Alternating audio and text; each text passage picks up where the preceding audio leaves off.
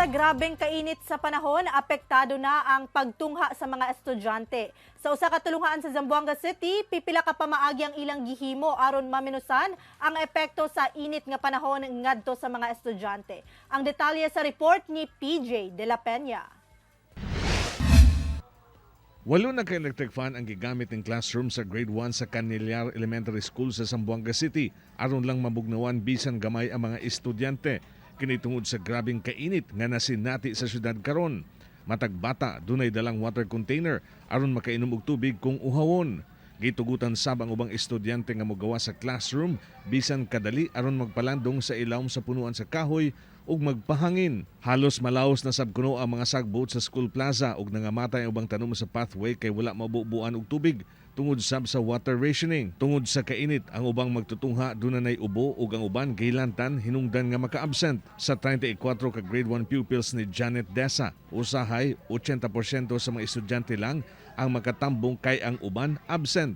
Nauuhaw, nade-dehydrate, kaya ang tendency yun, yung iba naglalaro, pinapawisa, nababasa yung likod. Kaya yun, at the end of the day, pag uwi ng bahay, sakit ang ending, ubo, lagnat. Hasta ang mga magtutudlo usahay kuno mawadan og tingog tungod sa abog ug init nga panahon. Busa hangyo nila sa Department of Education nga unta tugutan sila nga magsuot og komportableng sinina ug dili ang school uniform tungod sa kainit. Kasi yung uniform namin is parang mainit sa katawan because the kind of cloth that we have is not pure cotton.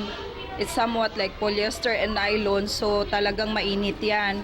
So I suggest and I encourage nga kung pwede nga lang mag-civilian na lang for this duration of the summertime kasi grabe ang init. Napakasakit sa balat, sa ulo. Giulat pa sa DepEd Division Office sa Zamboanga City ang memorandum circular sa DepEd Central Office sa pagpatuman sa distance learning tungod sa kainit sa panahon. We will advise this mga obstructions, mga curtain, bigat aparador, not obstruct the coming of air. So para mabawasan, para at least magkaroon tayo ng good ventilation inside the classroom para hindi tayo masuffocate. One of which, yung suggestion na yan, that can be considered kasi school-based naman ang gagawin yan, sir, no? Sa record sa pag-asa, Zamboanga Station, nagasaka ngadto sa 40 degrees Celsius ang heat index sa Zamboanga City. Busa dunay panawagan ang Department of Health Region 9 sa mga residente.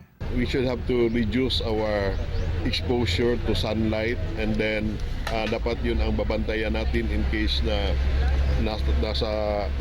expose tayo, dapat may baon tayong water and then kung kailangan na magpa-cool tayo, either it should be inside the air-conditioned room or inside the room with well ventilation or outside yung ganito na